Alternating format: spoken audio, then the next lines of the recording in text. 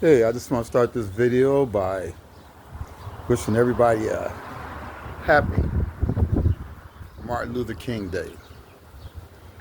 Unfortunately, here in Vegas, we started the morning off. It was beautiful.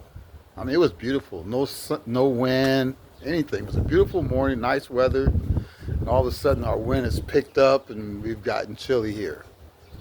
I hope everybody else around the country is, despite weather, despite everything, that everybody is doing well.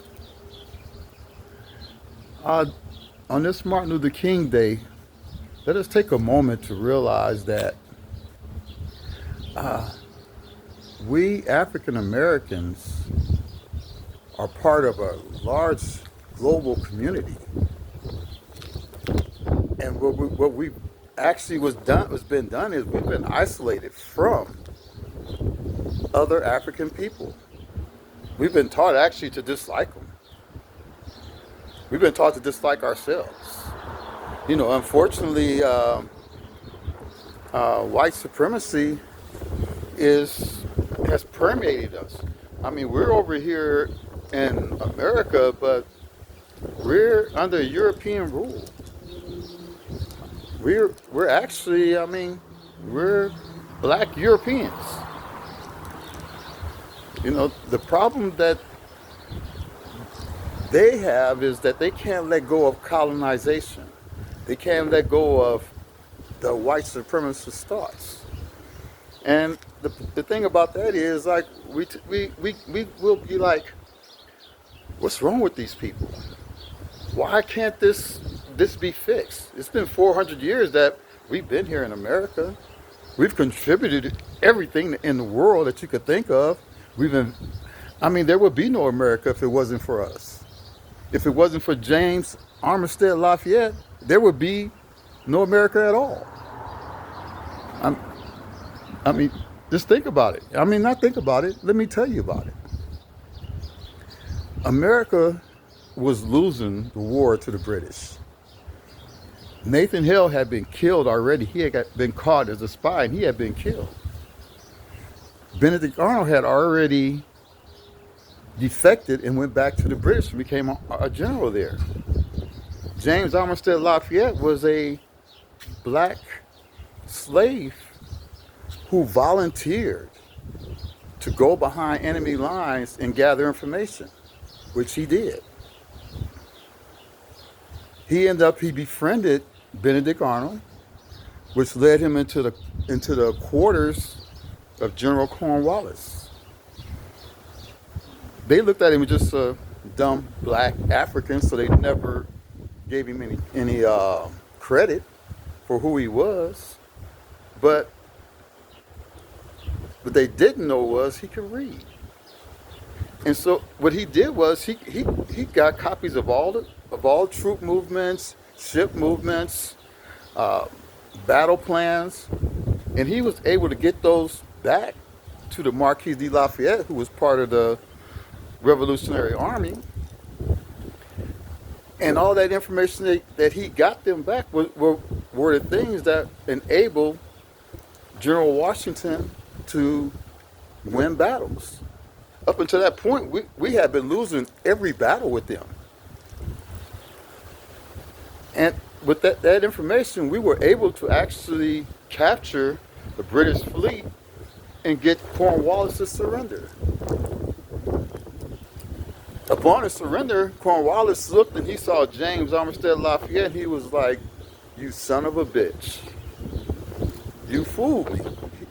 He recognized that, and he gave him those props. "You fooled me." So,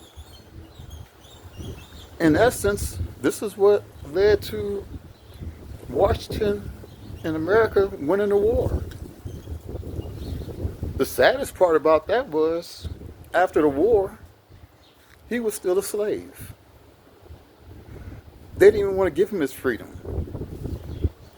If not for the Marquis de Lafayette to come in and fight for that, he would have stayed a slave. But see, this is how deep white supremacy is. It doesn't recognize anybody that isn't white. I mean, big something that we could look at right today, just recent. Look at Vivek Ramaswamy. He was all gung ho, this and that, the Republican Party, MAGA, blah blah blah. The minute he started talking bad about white people, he's out. This is the thing.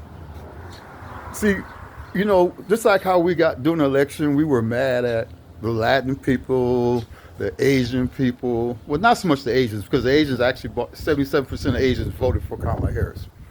But and the Arabs, they raised our ire because of how they voted. But you have to understand this: these people don't have the experience with white supremacy that we have. It's we could be mad at them for being stupid. For being stupid. We could say they didn't listen, but you won't listen to people to actually experience. You actually get experience in what happened. And this is what happened. And now, as we see, I mean, they're all panicking. I mean, Donald Trump is full-blown American president right now. Everything he said is going to be done. If it's not done on that level, it's going to be so disruptive and chaotic and so detrimental to people. It's going to be horrible. A lot of people say, oh, we voted because of the price of eggs and the price of grocery. But guess what? Eggs are already $9 a dozen in a lot of places. Where in the hell?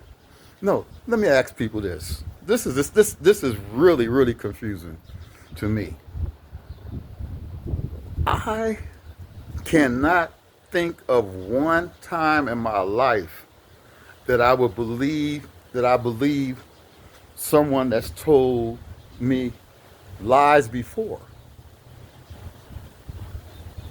If a person will lie to you, even when it's not necessary, what makes you think they won't lie to you when it is necessary? So, at any rate, like I said, I didn't want to go this far in the video. I might have other videos I'm going to make that's actually going to go in depth in a lot of these things. But the only thing I can say to people is, this Martin Luther King Day. We have another big event today that's going to be exciting. It's going to be exhilarating. It's going to send people through a whole lot of emotions. And, but we'll be able to enjoy it. And tomorrow we go from there. And that event is the national championship game tonight. Watch you some Ohio State and Notre Dame. Have you a good meal. Enjoy the rest of your day. And let's get to work tomorrow. This is everybody. This is especially black people. And I'm going to tell you why we get work tomorrow. Because no matter who's being attacked today, no matter what's going on today, we are in line. We are the number one nemesis of white supremacy. Not because of our color and this and that. That's not the reason. The reason being, they hate us because we own Africa. Africa is a black nation. They cannot get our resources. They cannot get everything out of there because of us. And white supremacy hates us. That's why they rail against us. That's why they gaslight us. That's why, and this is just something, one final message. When you think about all the crime in America, you would think that black people were America's number one criminals. So I'm just going to leave you with this, and you can Google this. FBI Table 43. Those are the actual crime stats that have been compiled across the nation. When you look at that, when you could take the gaslighting, and you can go with that. You don't have to go to Table 43 to find out.